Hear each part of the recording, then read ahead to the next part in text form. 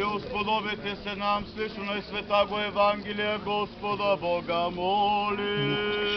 Господи помилуй, Господи помилуй, Господи помилуй.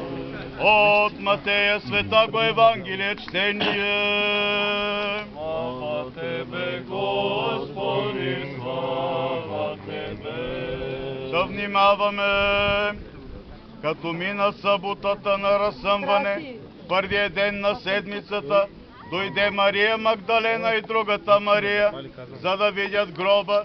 И ето стана голям трус, защото ангел Господен слезе от небето, пристъпи, отвали камъка от вратата гробни и седеше върху него.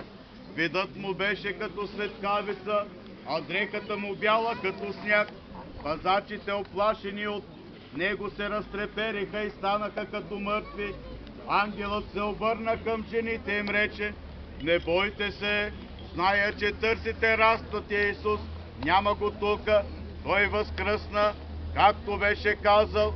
Дойдете, вижте мястото, дето е лежал Господ, и идете скоро да обадете на учениците му, че той възкръсна от мъртвите и ето преварва ви в Галилея, там ще го видят.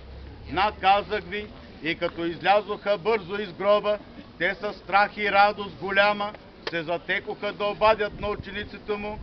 А когато отиваха да обадят на учениците му, ето Исус ги срещна и рече: радвайте се!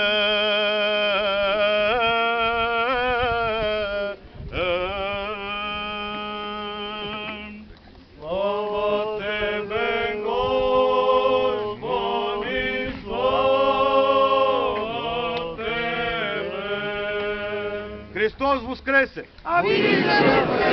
Христос воскресе! Христос воскресе! Слава свете единствено животворящи неразделни Троице, сега нине и присно и